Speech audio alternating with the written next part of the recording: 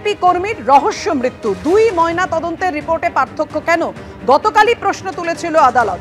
আমাদের সঙ্গে রয়েছেন আমাদের 2 প্রতিনিধি, রয়েছেন সৌভিক মজুমদার এবং আমাদের সঙ্গে রয়েছেন আমাদের 2 প্রতিনিধি সৌভিক মজুমদার এবং পার্থপ্রতিম ঘোষ। একেবারে খেজুরিতে পরিবার কি দাবি করছে, পরিবার কি বলছে, সেদিন ঠিক কি হয়েছিল অবশ্যই পার্থর কাছ থেকে জানবো, কিন্তু প্রথমেই চলে যাব সৌভিকের কাছে। সৌভিক, কি বললো আজ আদালত?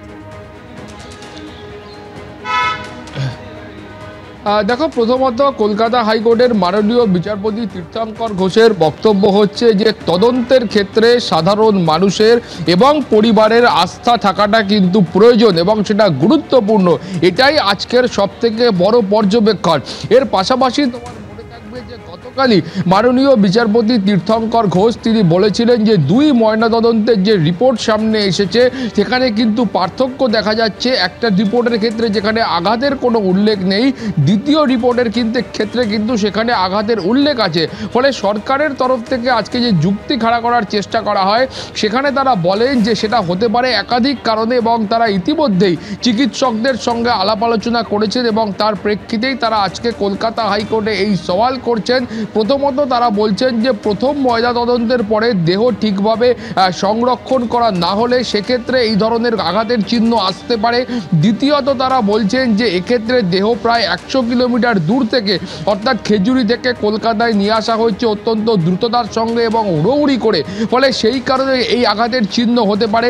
এবং তার পাশাপাশি তারা বলছেন যে দেহে যখন পচনের প্রক্রিয়া শুরু হয় সেই সময়ও কিন্তু বিভিন্ন ধরনের চিহ্ন বা আঘাতের চিহ্ন সেটা পরিলক্ষিত করা যায়। এই ধরনের একটা যুক্তি কিন্তু মাননীয় বিচারপতির কাছে সরকারের তরফ থেকে পেশ করার চেষ্টা করা হয়েছে। মাননীয় বিচারপতি তীর্থঙ্কর ঘোষের বক্তব্য হচ্ছে এটা চিকিৎসকদের আলোচ্য বিষয় হতে পারে, কিন্তু আপাততভাবে তিনি বলছেন যে SSKM এর 3 জন বিশিষ্ট চিকিৎসক তারা যখন এই রিপোর্ট দিয়েছেন সেটা কিন্তু খতিয়ে দেখতে হবে।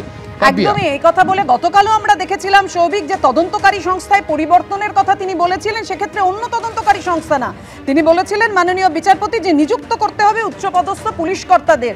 আর এখানেই মাননীয় বিচারপতি আজকে বললেন, যখন সরকারি আইনজীবী তিনি একের পর এক যুক্তি দিচ্ছেন, সওয়াল করছেন, তখন বলছেন যে এখানে তদন্তকারী আধিকারিকদের ভূমিকা নিয়ে প্রশ্ন তোলা হচ্ছে, তখন তদন্তে মানুষের আস্থা থাকাটা কতটা গুরুত্বপূর্ণ সেটা মনে করিয়ে দিচ্ছেন আজকে বিচারপতি। আমি এখানেই চলে যাব সরাসরি খেজুরিতে, আমাদের প্রতিনিধি পার্থপ্রতিম ঘোষ আমাদের সঙ্গে রয়েছেন। পার্থ, আজকে যখন রাজ্য সরকারের আইনজীবী বিভিন্ন কারণ দেখালেন যে কেন দুটো রিপোর্ট আলাদা, সেখানে আজকে খেজুরির পরিবার, বিজেপির 2 বিজেপি কর্মীর পরিবার, তারা কি দাবি করছেন সেদিন অর্থাৎ 12ই জুলাই কি হয়েছিল? দেখো, তারা কিন্তু একেবারে আদালতের দিকে তাকিয়ে রয়েছে এবং তারা বলছেন প্রথম থেকে তাদের যে সন্দেহগুলো ছিল, যে প্রশ্নগুলো উঠেছিল, গতকালকে আদালতের তরফ থেকে যে বিষয়টা উঠে এসছে, যে ময়নাতদন্তের রিপোর্টে আলাদা আলাদা ময়নাতদন্তের রিপোর্ট এসেছে, সেখান থেকে তারা বলছেন তারা অনেকটাই আশ্বস্ত এবং তারা জানাচ্ছেন তারা কিন্তু একেবারে রাজ্য সরকার বা পুলিশ প্রশাসনের উপর তাদের কোনো ভরসা নেই। এবং কারণ হিসেবে তারা বলছেন, যেটা সেই ভরসা না থাকার কারণ হিসেবে তারা বলছেন প্রথম থেকেই তারা দেখেছিলেন যে শরীরের মধ্যে আঘাতের চিহ্ন রয়েছে, কিন্তু ময়নাতদন্তে প্রথমে বলা হয়েছিল কোনো আঘাতের চিহ্ন নেই ময়নাতদন্তে। এবং তার পাশাপাশি তারা জানাচ্ছেন যে বিষয়টা সেটা হচ্ছে যে জায়গায় ঘটনাস্থল সেখানে একটা অনুষ্ঠান হচ্ছিল, কিন্তু সেই জায়গায় তো অনেকে সেখানে উপস্থিত ছিল, তাহলে শুধুমাত্র এই 2 জন বিদ্যুৎপৃষ্ট হলো, মারা গেল, বাকি আর কেউ কোনো রকমভাবে আহত হলো না, কেউ কোনো হাসপাতালে গেল না, এটা কিভাবে সম্ভব হলো?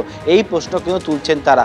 অন্যদিকে তার মধ্যে থেকে তারা জানাচ্ছেন সেটা হচ্ছে ওই যে গ্রাম বা এলাকা রয়েছে সেই এলাকায় সক্রিয় বিজেপি কর্মী হিসেবে পরিচিত ছিলেন একজন 2 জনের মধ্যে, এবং তাকে সরিয়ে দিলে অপর গোষ্ঠী তাদের কিন্তু সুবিধা পেতে পারে। এবং এর পাশাপাশি বলছেন যে বিষয়টা পরিবারের সদস্যরা, সেটি হচ্ছে যে মৃত্যুর পর মাত্র 3 দিনের মধ্যে বিদ্যুৎ দপ্তর থেকে তৃণমূল ব্লক সভাপতির নাম করে তাদেরকে টাকা অফার করতে আসা হয়েছিল যে বিদ্যুৎ পৃষ্ঠ হয়ে মারা গেছে সেটা সই করে দিয়ে সেই টাকা নেওয়ার জন্য।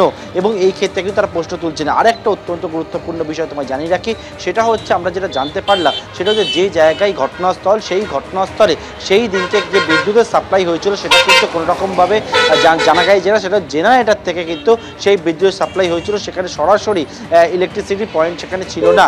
এবং যিনি ইলেকট্রিশিয়ান ছিলেন তিনি আমাদেরকে যে বিষয়টা জানিয়েছিলেন যে তিনি কিন্তু জেনারেটর থেকে বিদ্যুতের সাপ্লাই দিয়েছিলেন এবং সেখান থেকেই সেই বিদ্যুতের সাপ্লাই নিয়ে জেনারেটর থেকে সেই অনুষ্ঠান সেটা কিন্তু হচ্ছিল।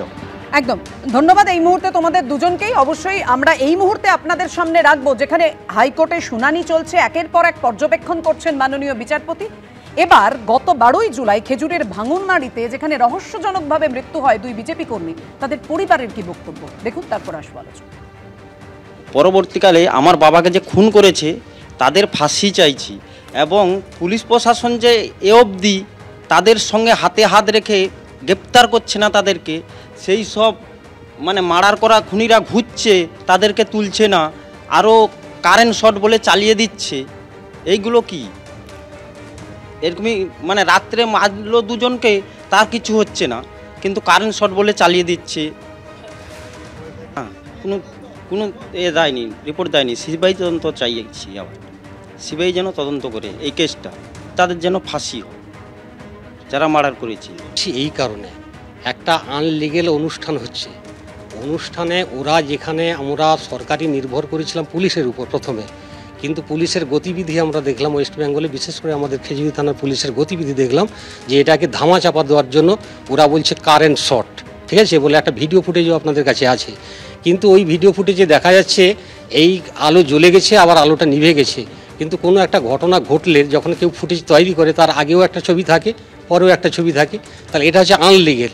আমাদের যখন থানাতে আমরা গেলাম প্রতিবাদ করলাম, তখন ওরা বললাম যে এখানে পোস্টমর্টম হবে, পোস্টমর্টমের উপর ভিত্তি করে যা দাঁড়াবে।